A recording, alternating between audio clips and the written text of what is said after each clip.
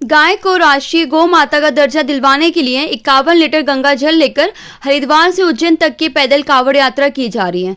कावड़ यात्रा पानीपत निवासी गुर्जर कमल आर्य 51 लीटर गंगा जल को अपने कंधों पर उठाकर चल रहे हैं। 1100 किलोमीटर की ये यात्रा 26 नवंबर से शुरू हुई थी और 26 फरवरी को महाकालेश्वर ज्योतिर्लिंग पर जल चढ़ाकर पूर्ण होगी। यात्रा 93 दिन की है। श्री गुर्जर ने बताया कि पुरानी कथाओं के अनुसार गौ माता को ब्रह्मा जी की झूठी गवाही देने का श्राप दिया था।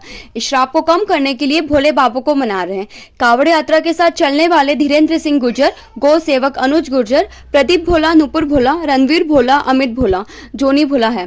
कावड़ यात्रा की खबर मक्सी वासियों को लगने पर जगह जगह कावड़ का स्वागत किया जा रहा है। गुर्जर मोहल्ले में गुर्जर समाज के द्वारा गर्मजोशी से स्वागत किया गया। गौ रक्षा सेवा समिति ने भी राम गार्डन में पहुंचकर श्री गुर्जर को पुष्प मालाओं से स्वागत किया। रात्रि विश्राम मक्सी के श्री गार्डन में हुआ। इस अवसर पर नानू पटेल, भरत पटेल, टाइगर पटेल, लक्ष्मण जोशी, शालिग्राम गुर्जर आदि उपस्थित थे।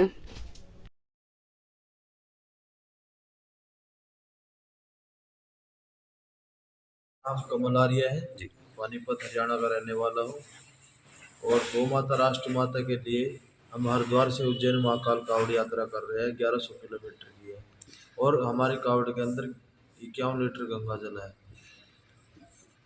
इसका उद्देश्य क्या है? इसका उद्देश्य गौ माता को राष्ट्र माता बनाना है जी। जो गौ माता के ऊपर श्राप है जी। जो ब्रह्मा जी की झूठी गवाही दे दी थी, पुरानी कथाओं के अनुसार जो बताया जाता है जी। तो उस श्राप को कम करने के लिए हम भोले बाबा को मनाने चले हैं 51 लीटर जल के साथ। जी। ये कितने माह की है?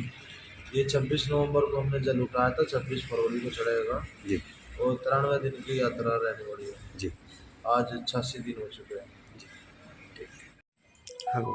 अभी वर्तमान में हमारे भैया जो गौ माता का संकल्प लेकर के चले हैं, हरिद्वार से गंगा माता का जल लेकर के महाकाल महाराज को चढ़ाने के लिए केवल इसी उद्देश्य को लेकर के चल रहे हैं कि वर्तमान में जो गौ संरक्षण, गौ संवर्धन, जो गाय माता सबके घरों से बाहर नहीं हुई, गाय माता जनमानस से बाहर हो गई। पहले गौ माता का स्थान सबके हृदय के भीतर था, आज गौ माता सबके हृदय से चले जाने के कारण सब लोगों ने गौ माताओं को छोड़ दिया।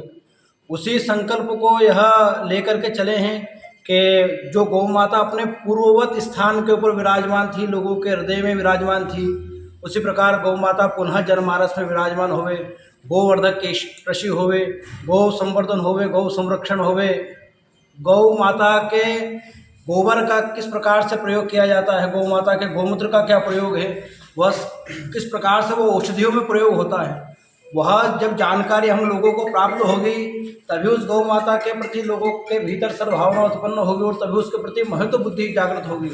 यदि गौ माता के भीतर यह भाव जागृत नहीं होता है, गाय माता के बिना किसी की गति नहीं, वेद के बिना मति नहीं और गाय के बिना गति नहीं। हमारे यहाँ पर यदि छोटा से छोटा कोई पूजन पाठ यदि आरंभ होता है तो उसमें भी गौ माता के दुग्ध का, गौ माता के दही का, गौ माता के घृत का प्रयोग किया जाता है और यदि जब व्यक्ति चला जाता है तब भी गौ माता के ही कंडों का प्रयोग उसके भीतर किया जाता है। गाय माता के बिना ना तो परलोक में किसी प्रकार से कोई गति है और ना ही इस लोक में गति है। भाई साहब इतना बड़ा संकल्प लेकर के जा रहे हैं, इसके लिए हम पूरे मक्सी नगरवासी इनका बहुत बहुत अभिनंदन करते हैं और इस प्रकार से समाज को प्रेरित करते हैं कि सभी के भीतर गौ माता के प्रति इस प्रकार से भाव जागृत हो। जो आज गाय माता कचरे के ढेर पर घूम रही है, यदि सुरक्षित बालक के होते हुए, समृद्ध बालक के होते हुए भी उनकी माँ को इस प्रकार से कचरे के ढेर पर घूमना पड़ रहा है तो यह बालकों के लिए बड़े दुख की बात है। इसी भावना से हम भाई साहब को प्रणाम करते हैं, वंदन करते हैं कि यही भगवान महाकाल के चरणों में प्रार्थना करें कि गौ माता को पुनः जनमानस में स्थापित किया जाए।